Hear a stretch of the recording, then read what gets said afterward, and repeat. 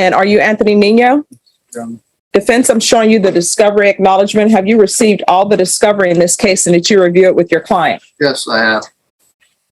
The court will find that the state is in compliance with discovery.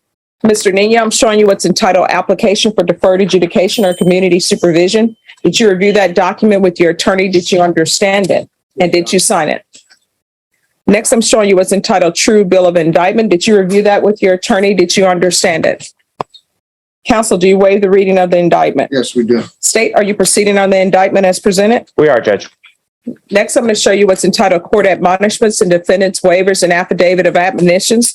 Did you review that document with your attorney? Did you understand it and did you sign it in all the appropriate places? Okay, I need you to speak up. Yes, Your Honor. All right. Did you understand by indictment you're charged with harassment of a public servant? That's a third-degree felony. The range of punishment is anywhere from 2 to 10 years in prison and up to a $10,000 fine. Did you understand? Yes, Your Honor. If you have a plea bargain agreement with the state, the court does not have to follow your plea bargain agreement. If for any reason the court does not follow your plea bargain agreement and gives you more than you bargained for, the fact that you entered a plea will not be used against you and you will be allowed to withdraw your plea. Did you understand? Yes, Your Honor. Did you understand you have a right to jury trial, a right for you or your attorney to cross-examine and confront any witnesses the state would call and the right to remain silent? You're Excuse me. No. giving up that right. Yes, ma'am. All right, let me ask you that question again. Did you understand you have a right to jury trial, a right for you or your attorney to cross-examine and confront any witnesses the state would call and the right to remain silent? Did you understand? Yes, Your Honor. Did you understand by entering this plea bargain agreement, you were giving up that right? Yes, Your Honor. And did you intend to give up that right and enter into a plea bargain agreement in this case? Yes, Your Honor. Did you understand if the court were to grant your application for deferred adjudication, if for any reason your deferred adjudication were revoked, the court could find you guilty and sentence you up to 10 years in prison and up to a $10,000 fine? Did you understand? Yes, Your Honor. Counsel, has your client been able to provide you with any defenses? Yes, Do you believe he has a rational as well as a factual understanding of the charges against him? yes, I do. Do you believe he's currently competent and was legally sane at the time of the offense? I do. Mr. Nino, has anyone threatened you, coerced you, or placed you in fear to get you to enter this plea? No, ma'am. Has anyone promised you anything other than the plea bargain agreement? No, ma'am. Are you satisfied with the way you've been represented? Yes, Your Honor. Are you a U.S. citizen? Yes. Court will find that defendant has knowingly and voluntarily waived his right to jury trial. Showing you the plea bargain agreement, did you review that with your attorney? Did you understand it? Yes. According to the plea bargain agreement, there's a $500 fine. State recommends deferred adjudication. They will take in consideration County Court Cause number 676574, and there's to be a referral to felony drug court. Did you understand that to be the plea bargain agreement? Yes. Defense, is that the plea bargain agreement? Yes, it is. State, is that the plea bargain agreement? It is, Judge. Next, I'm showing you the paragraph entitled Waiver of Appeal paragraph. Did you review that paragraph? Finish school? No. How far did you go in school? I completed 10th grade and went into parts of 11th grade, but I didn't complete. Why not? I found it too hard to focus. So what are you doing with your life? Working Doing what? with my dad, helping him run a small company. But what do you do? Because some people say they work with their parents and actually their parents are just being kind. They really don't do anything. They just show up, maybe answer phone if phone rings, but they really don't do anything. So what are you doing with your father? I think of pallets with my dad. Okay. Sell them. And I do have his mother and his father here present. All right. Does his mom and dad want him staying with them? The father does, and that's something I have to talk to you about too, because the magistrate put a no contact order on there, but the father wants to approach and he's going to live with him and make it a ask the court to make it. I don't even know if the magistrate's order of no contact carries forward if the court does grant the deferred adjudication or that falls by the wayside. But either way, I maybe like it noted that if it does, it would be a no harmful or injurious contact order. I have the father here requesting that. He certainly can come up and give you All right. How often are you drinking alcohol? Once a week. But how much? Did you say How one? much? And Excuse me. Jerry. If y'all could, how much are you drinking per week? 12 pack. All right. Is that in one sitting? Yes, Your Honor. All right, because I read the police report and I know people think that I'm not reading the police report, but I read the entire report. And so on that night, you drank 18 beers. And how large were those beers? 12 ounces. All right, so you drank 18 12-ounce beers. Then you got on the rooftop, I guess causing problems at your parents' house, broke out a window. And while the police were trying to talk you down, you drank 3 more beers in front of them. And those were bottles, because in the report, it says that after you would finish a beer, you would smash it down below. Yes, Your Honor. I was just let it go on the floor. So are you a person who drinks a lot and you get angry? Or was there something else going on at the house that caused you to break a window and get on the rooftop? I was locked out, and I fell asleep somewhere else that I wasn't supposed to be. I woke up to somebody. I had expensive shoes on, and I woke up to somebody trying to take them off. So I snapped and I walked back to my house. Prior to this, I was in a verbal argument over the phone with my grandma that lives in her house. She called my dad, telling him that we're arguing and that I was being really ugly. And you probably were, And so my dad locked me out of the house, which he should have. and I broke a window to get in, and my dad told me I should go back to the house. I went into my room to go grab another beer, and I drank on the roof, and then the cops are there. Are you trying to end your life? Because here's the thing, drinking the way you drink, you're destroying your liver. And then what, you're going to want somebody to donate a liver to you, or donate if your parents, I'm sure your parents and your grandmother, they love you. I'm sure they'll let them section off a part of their liver for you. But is that what you want to put your parents through? No, And I'm going to tell you right now, you owe an apology to your grandmother, because one, how old is your grandmother? sorry, my aunt answered the phone. I had an argument with my aunt. How old is your aunt? She's 39. And how old are your parents? 39. All right. So, and where does the grandmother come into play in all of this? Because I called her phone because she told me if I ever need to talk to somebody and to call her. So I called her. She didn't answer. Yeah. Well, I mean, you can call your grandmother, but don't call your grandmother intoxicated. A lot of times people will call their grandparents, and you know why they're calling them? Because they think they'll let them do what their parents told them they could not do. You should not be calling your grandmother, disturbing her, and calling her intoxicated. You understand? Yes, yeah. You should not be at your parents' house causing them problems being intoxicated. You understand? Now, who's paying for the window that was broken? I don't know. My dad. And see, did your dad break that window? No. You should be paying for that window. Your father should not be paying for that window. And Mr. Piker, there seems to be some enabling going on here. So I'm going to put an end to that. You're going to get a job, and your job is not going to be working for your father. You're going to get a job, not with your father. Do you understand? Yes, yeah. Now, when you're off from work, and Dad, if you need him to help you out to work off the fact that you're paying for the window that he broke, then you will work for your father for free to work that off. You understand? Yes, yeah. All right. Does anyone want to call the parents to see if they want him staying with them? Yes, I'd like to call Mr. Nino and Mrs. Nino. All right. So if you could step to the left over here, please. Mr. Nino first. Mr. Nino. All right, Mr. Nino, can you raise your right hand for me? Do you solemnly swear or affirm the testimony you give will be the truth and nothing but the truth, so help you God? All right, you can lower your hand if you could state your name for the record. Anthony Nino. All right, defense. Mr. Nino, you've expressed a desire to me that if the judge should grant Anthony Jr. here probation of any type, that he come live with you. Is that correct? Yes, sir. Now, when he was arrested, the magistrate put on a no contact order. You're aware of that? I wasn't aware of it. I just found out when y'all let me know. Okay, well, when I let you know, then Yeah. Yeah, I was aware.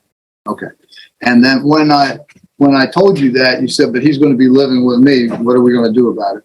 Yes. And what did you ask me to do about it? If I could get the no contact removed, because I mean, my son, that's where he was staying before, and like I told him, he'll always have a room there in the house. When the magistrate put the no contact order on there, you didn't ask for it No, and you weren't aware of it? No. And has there been any problem between you and your son since this time? I mean, yeah, not really. I mean, we both had good, but nothing too dramatic. He's been in jail, right? Huh? He's been in jail for most of the time. I mean, yeah, nothing, like, there's never been no big conflict there, you know?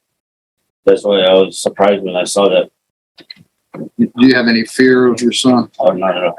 Are you worried that he might cause you any harm? Not at all. And you're asking the judge to at least, if not get rid of the no contact order altogether, to make it a no harmful or injurious contact order so he can Yes. live with you. Yes, sir.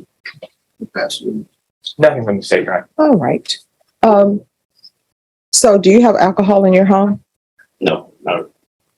All right. So here's the thing. If I allow him to stay with you, you see what his issue is. So to help him out, there cannot be any alcohol in the home. And I know that you're not on probation, your wife's not on probation, but if there's alcohol in the home, guess what? He's going to end up drinking because that's where he is in his state of sobriety or lack thereof.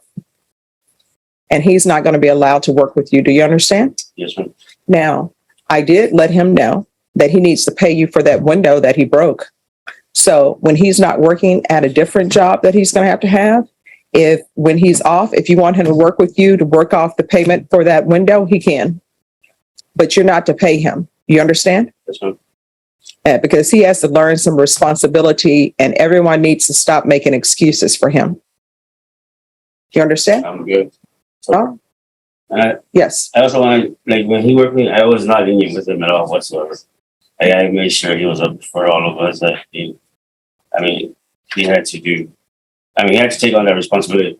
It's just, his father's son, so it's easier for him to slack off a little bit. Okay. So But I'm going to stop him from slacking off. Yeah, I'm for him getting another job. Okay. Yeah, thank you. All right. Thank you. Anything else? No, just that you let him at least, at the minimum, have no harmful or injurious contact. All right. State, you going to have any objection to him We having? don't. I believe we reached out to Mr. Nino, and he had told us he was supportive of his son getting help for the substance abuse issues that I think we all see in the case, and that he was willing to assist him in that process. All right. Thank you, Mr. Nino. I don't think we need to call anyone else. I think we've covered it. All right. Well, does his mother know that she cannot enable him? You wanted to, Yeah. Bring her up.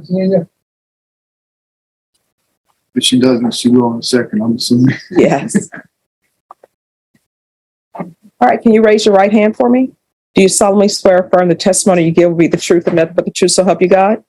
Yes, Your Honor. All right. You can lower your hand if you could state your name for the record. Lauren Dominguez Uriel, And can you spell your last name? DOMINGUEZ hyphenated. Okay. I'm sorry. I had missed the last because your voice sort of went I down. think it's Villarreal. All right. Thank you. See, Brenna, I'm looking out. I didn't get it either. Okay. All right. Any questions? Yeah, Ms. Villarreal, you heard Mr. Nino's testimony. Yes, sir. Would that be your testimony as well? Yes, sir. You believe that it would be okay for Anthony to live there with the father and there wouldn't be any concerns? No, sir. Okay. Best witness. Any questions? Nothing. All right. So this is what I want you to understand. There cannot be any alcohol in the house because he's not at the stage of his sobriety where alcohol can be in the home. I understand that you're not the person who's on probation. Sometimes people want to drink, but that's too much temptation for him. Do you understand? Yes, Your Honor. Is there going to be a problem with not having alcohol in the home? No, Your Honor. All right. So who are the adults who live in the house?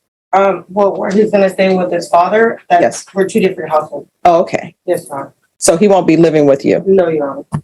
All right. And so you understand then he can't cause problems at his father's house, then run to you. Yes, Your Honor. All right. So it's going to take a team effort and he will not be sober. He will not handle his responsibilities if people are not showing him tough love and discipline. You understand? Yes, Your Honor. All right, thank you so much for coming. Thank you. All right, is there anything else from either side before I make my ruling? No, Judge. Nothing. All right, I'm going to place you on 4 years deferred adjudication. There should be no harmful or injurious contact.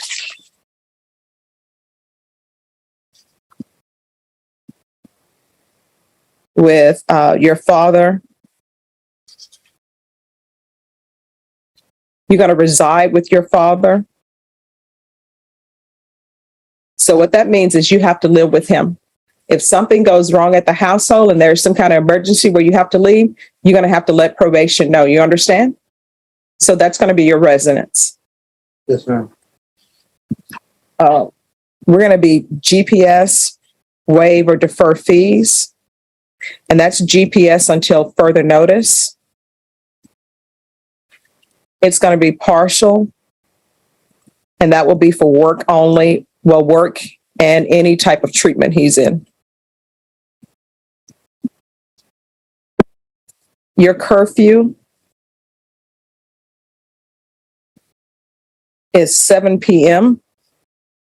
The only exception is for work or treatment.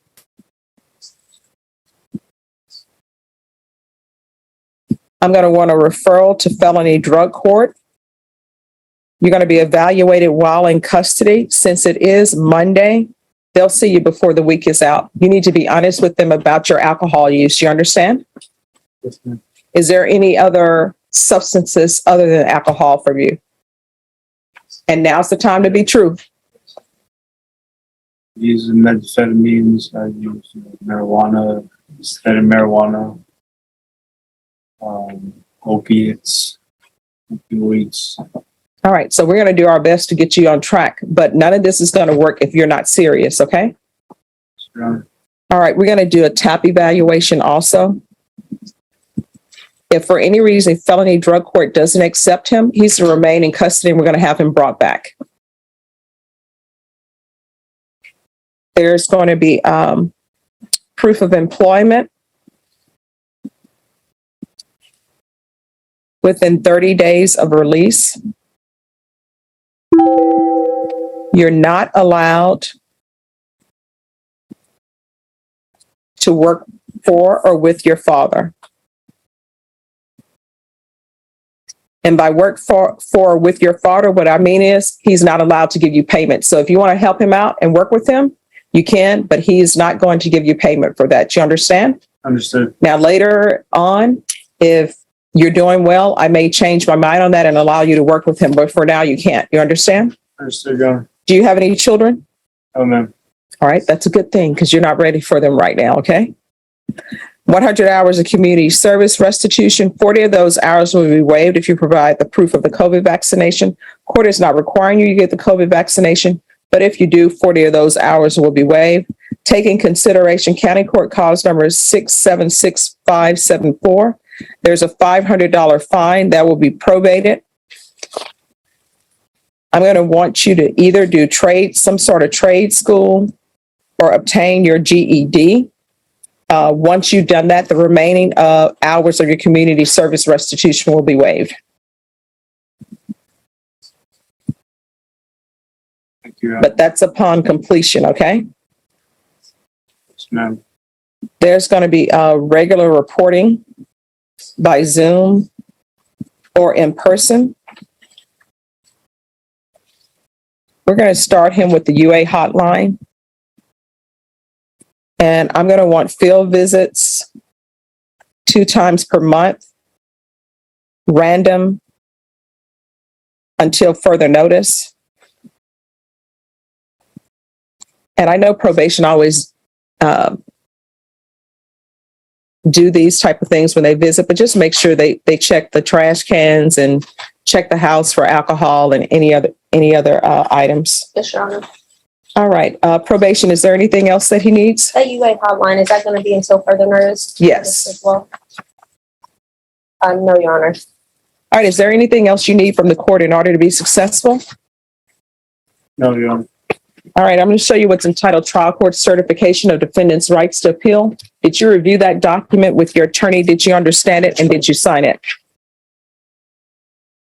All right, because this is a plea bargain agreement, because I followed your plea bargain agreement, and because you waived your right to appeal, you do not have the court's permission to appeal. Do you understand? All right, good luck to you. In order for you to be successful, communication is going to be key, right? So when felony drug court, when they come to interview you, you need to be 100% honest with them.